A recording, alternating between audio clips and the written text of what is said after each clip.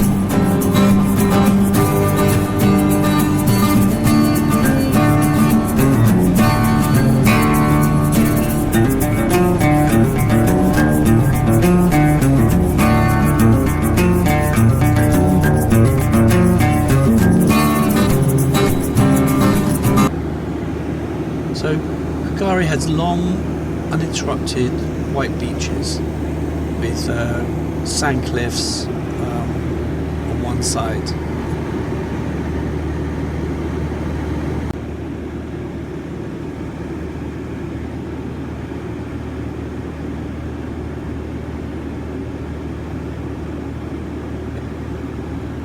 And there's over 100 freshwater lakes, all ringed by sandy beaches. There's ancient rainforests which grow on the sand and on the banks of the creeks. Kagari is the only place in the world where tall rainforests are found growing on sand dunes at elevations of 200 meters. There's magnificent wildflower displays in the spring and summer.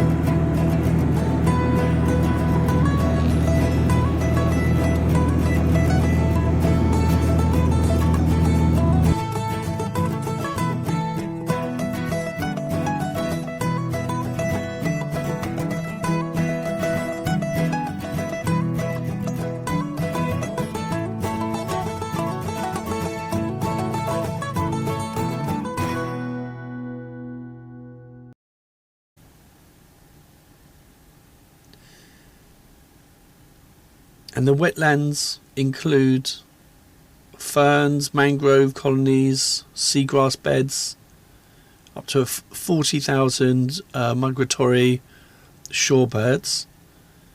And there are lots of different species of turtle, butterflies, lots of rare or endangered species live here.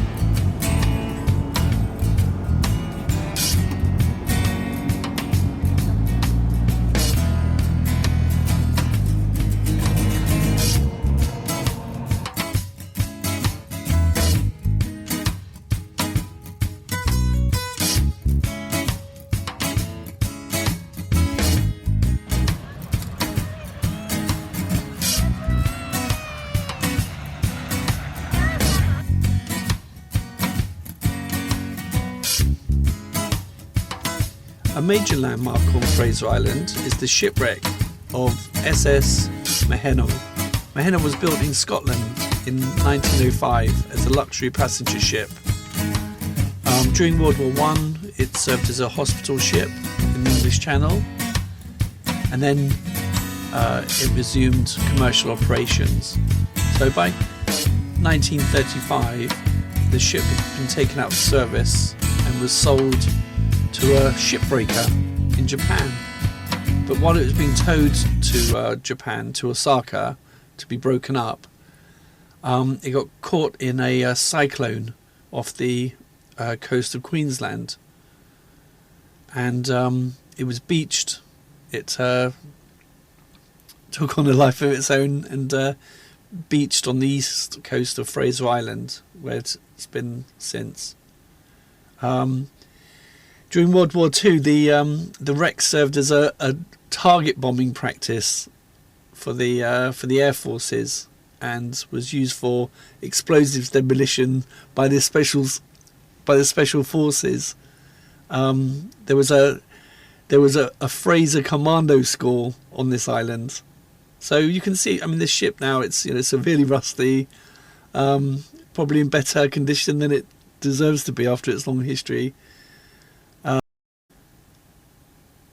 And as I said, there was a Fraser Commando School here. It was a training camp for special forces. So thousands of soldiers would have been brought over and trained here, because the conditions on the island are very similar to the Pacific Islands, where they were fighting the Japanese.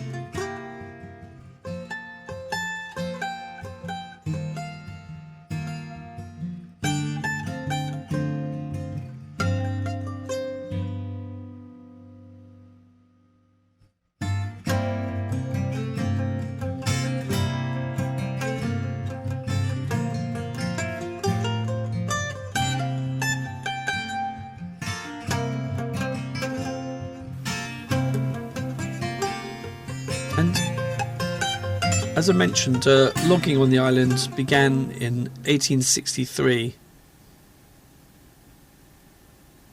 So for the first 70 years of logging, they would use bullocks, like cows, to haul the timber to the beach. And then they laid railway tracks to ship the logging through quicker. But it was later removed, so the logging industry finished in 1991. So not too far back at all, really. Without the people being told, the Queensland government granted mining leases to an American mining company in the 1960s. Luckily, again, they cancelled the mining.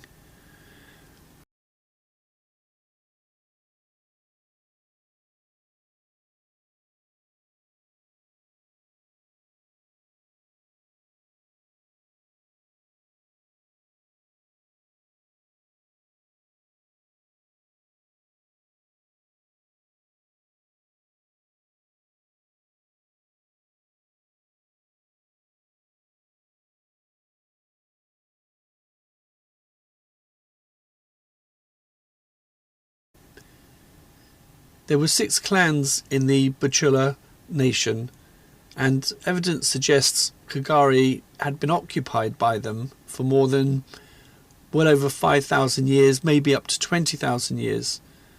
Originally the island was attached to the mainland, and Kagari became an island about 10 to 20,000 years ago because of rising seas. So it's easy to imagine people being able to move back and forwards at that time without having to get in a boat.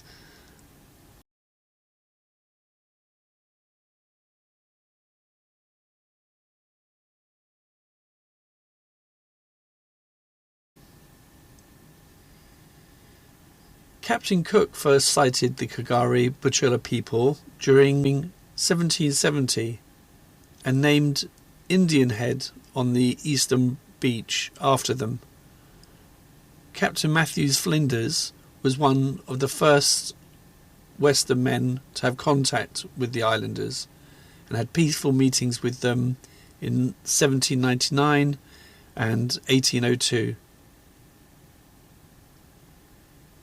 European settlers who arrived in 1847 named the island Fraser Island after Captain James Fraser, who's the master of the Stirling Castle, which was shipwrecked. And Fraser died on the island in early 1836. So while Captain Fraser passed away here, his wife's following story sounds, quite murky, really. She survived the shipwreck, returned to England, and then finally it seems that she was killed in a carriage accident during a visit back to Australia in Melbourne in 1858. So the contrast in names and stories that they conjure up is striking. Kagari translates as paradise. Or then you have a very Victorian, Wilkie Collins-esque Gothic story behind the Groomer Fraser Island name.